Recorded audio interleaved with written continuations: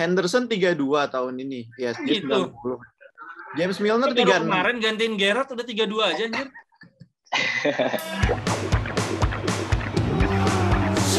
Jerewetan ceking kita, nyerewetin apa aja.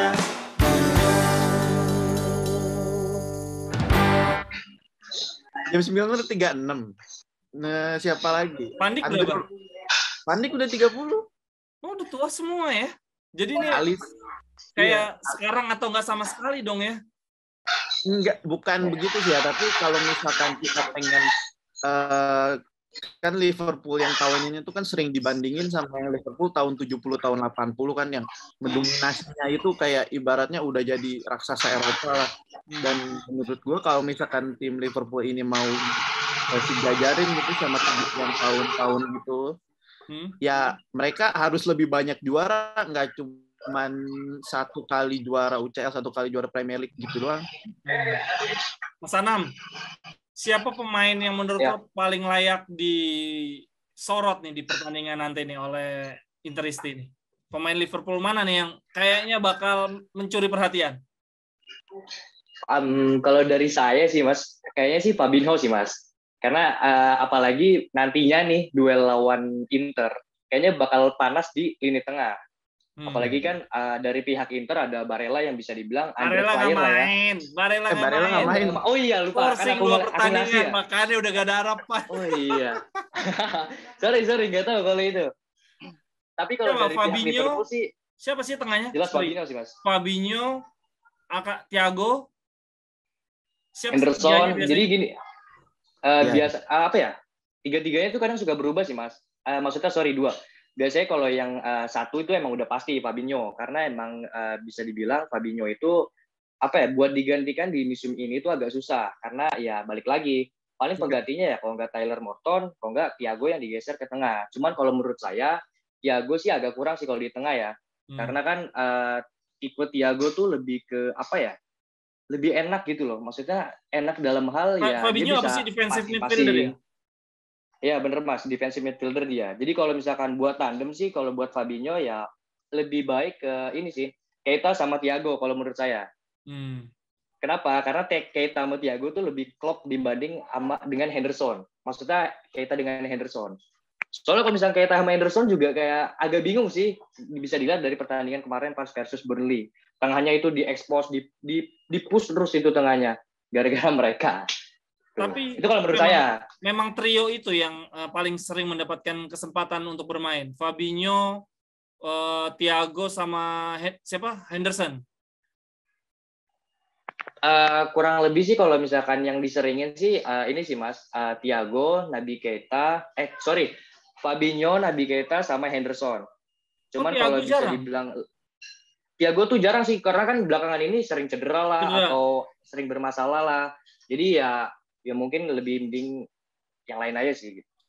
Kalau lo lihat konten YouTube gue sempat ngobrol sama si coach Justin, dia bilang bahwa 50% kekuatan Liverpool itu Mane sama Salah. Dia ngomong kayak gitu. Lo setuju nggak, Fatah? Kemarin udah terbukti sih waktu Mane sama Salah pergi ke AFCON tuh 50% kekuatan kita tuh ada di Trent Alexander-Arnold sama Andrew Robertson justru. Jadi memang terbukti bahwa 2 orang ini emang nyawanya Liverpool untuk meraih kemenangan ya. Iya, apalagi di Trent Alexander-Arnold itu emang dia itu visinya emang gila banget. Dia yang ngerubah ibaratnya attacking midfielder itu dirubah sama dia ke right back itu cuman Trent Alexander-Arnold ya di sekarang ini. Penyerangnya Liverpool kalau yang tengahnya siapa penyerang tengahnya sekarang nih yang dipakai? Kita pakai Jota. Jota tuh gimana sih gaya permainannya? Dia jangkung nggak sih? Soalnya kalau Mane sama Salah tuh pikir gue lari aja nih penyerang. Jota ini jangan diremehkan, dia itu pendek. Tapi loncatnya ini lebih tinggi daripada back-back. Enggak, Van. Tapi back-nya ini bisa setara back-back striker dia ini loncatnya bisa lebih tinggi daripada back-back Premier League kan kita tahu back-back Premier League itu kan tinggi banget kan. Nah, dia ini bisa ngalahin gitu karena dia juga tekniknya bagus dan dia bahkan ada pemain Liverpool pernah bilang kalau nggak salah Jota ini palanya lebih akurat daripada kakinya.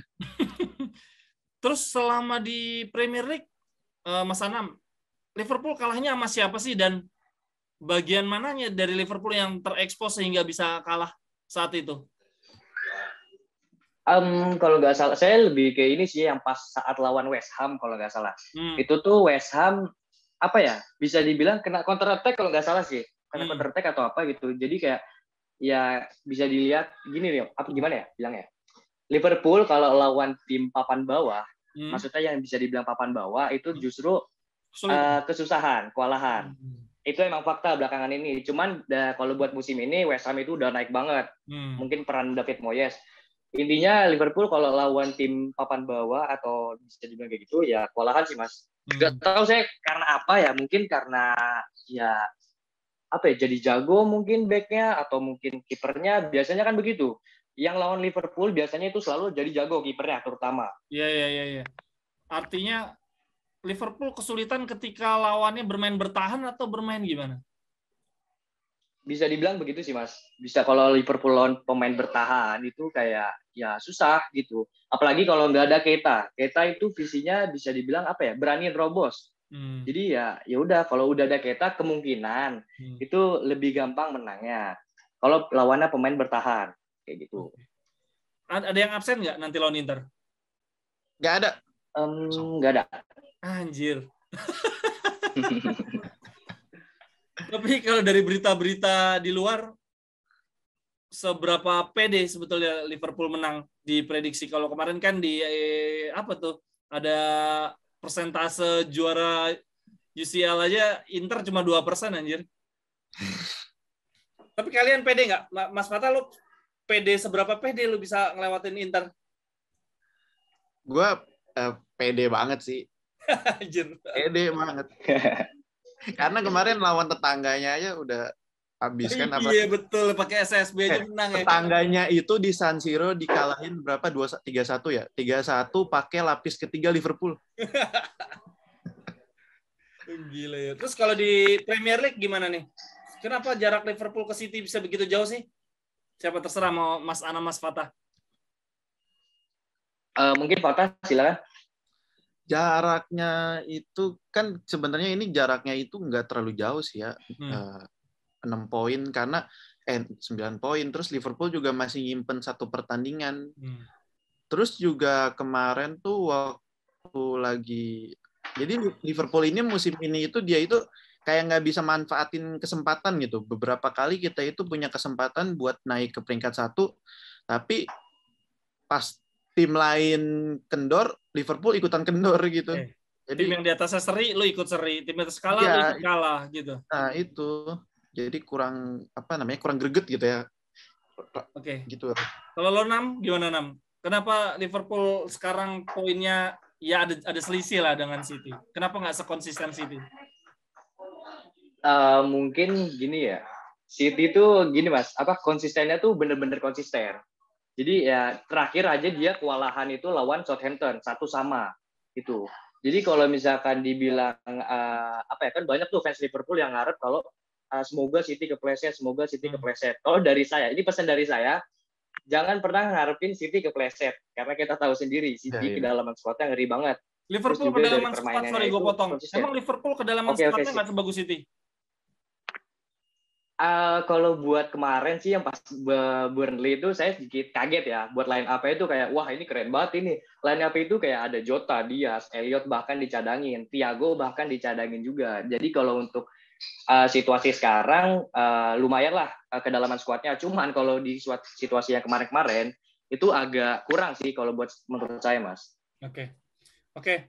Terakhir, pemain yang akan masuk di babak kedua, menurut lo siapa aja? 5 pemain. Satu-satu, Mas Fatah, maksudnya 5 pemain menurut Mas Fatah sama Mas Anam, siapa duluan silakan. 5 pemain yang bakal masuk babak kedua. Fatah dulu mungkin, silakan. Dulu lah. Jujur ini gue milih starting line-up-nya aja udah susah banget karena sombong aja. Jadi pemain-pemain kayak Joe Gomez itu sama siapa gitu. Pokoknya pemain-pemain, ada beberapa pemain yang ditinggalin kemarin tuh pas lawan Burnley karena skuad kita udah terlalu kepenuhan, bayangin itu. Betul. Jadi 5 pemain yang bakal masuk dari bangku cadangan kan bagi gue Luis Diaz bakal main pertama ya, Luis Diaz. Terus di tengahnya Jota sama Luis Salah. Diaz bakal main pertama maksudnya apa? Starting 11 atau gimana? Ya, starting. Dia apa posisinya? Dia left wing. Left wing penyerang apa wingback? Penyerang. Berarti salah satu Mane atau Salah akan cadangan?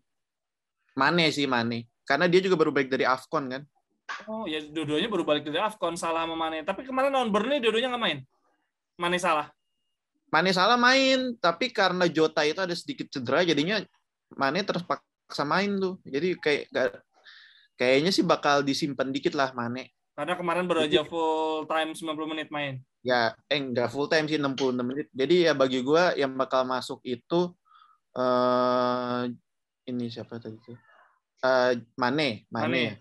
Kalau kayaknya sih yang bakal main duluan sih Jota apa Firmino ya. Kalau gue sih lebih suka Jota duluan sih mainnya. Ya masuk Firmino, Mane. Berarti 2 penyerang bakal masuk ya di babak kedua ya? Ya, bisa jadi 3 loh kalau Salah juga ternyata mandul gitu. Dan itu lumrah di Liverpool, 3 penyerang diganti semua dalam satu pertandingan? Enggak sih. Mungkin sekarang ini karena kita kebanyakan penyerang, jadi mungkin lumrah ya. Oke. Terus 2 lagi? Terus 2 lagi Harvey Elliott tuh. Harvey Elliott juga baru baik dari cedera, lagi gacor-gacornya lagi, dia baru nyetak gol. Abis cedera. Apa posisinya, Bro? Harvey Elliott gelandang tengah. Oke. Dia bisa gelandang tengah, bisa winger posisi Salah tuh. Dia bisa mana aja bisa. Terus mungkin siapa lagi ya?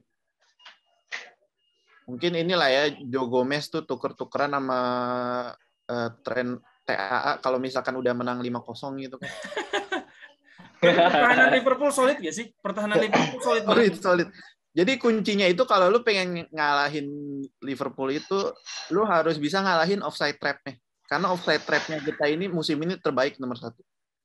Tapi kayaknya Inter bukan tipikal tim yang nerobos offside juga sih, karena penyerangnya nggak ada yang bisa lari juga. Jadi memang gaya permainannya bukan gaya permainan offside. Kemarin gue sempat nonton lawan AC Milan juga kan. Terus kalau bagi gue, wah ini Liverpool ini caranya gampang nih. Kan bola itu pertama ke depan itu ke Lautaro Martinez dulu ya. Bagi gue, lu sudutin aja Edin Dzeko kan. Edin Dzeko sudutin paling ujung, lebar. Terus dia suruh bawa bola, nggak bisa bawa bola kan dia. Lautaro nggak bisa dribble. Tetapi kalau gue ngasih insight tentang gaya Inter sekarang jauh berbeda dengan Conte sih. Kalau Conte textbook, lu bisa bilang, lu bisa dikte gini nih, lu bisa nyebut bola ke sini, bola ke situ. Conte itu gitu, bola hafalan banget. Kita sampai tahu, sampai saking khasnya kita bisa tahu, oh ini Conte ini pelatihnya kalau gaya mainnya gini. Gitu. Tapi Inzaghi nggak bisa ketebak itu sih sebetulnya. Kelebihan Inzaghi, cuma sayangnya dia nggak dapat komposisi pemain semewah Conte waktu masih ada zaman Lukaku, Eriksen sama Hakimi. Walaupun Lukaku juga flop banget di Chelsea sekarang. Itu sih. Iya, insight-nya kalau Liverpool ya lu kalau misalkan bisa cerdas gitu matahin offside trap-nya kita, udah Liverpool udah kewalahan gitu. Oke. Lo 5 pemain yang menurut lo bakal masuk di babak kedua? Kalau menurut saya sih jelas lini depan sih. Paling kemungkinan itu Firmino masuk, Jota starting. Lalu ada Mane diganti sama Luis Diaz. Lalu di lini tengah sih mungkin Naby Keita main gantiin Harvey Elliott, lalu ada Thiago mungkin main gantiin Curtis Jones karena Curtis Jones aja kemarin di lawan Burnley nggak main, mungkin aja dia bakal dimainin lawan Inter nanti. Paling terakhir sih yang James Milner sih Mas, paling buat delay waktu lah atau mungkin buat bertahan. Kalau James Milner cocok sih kalau kayak gitu. Milner masih kepake ya?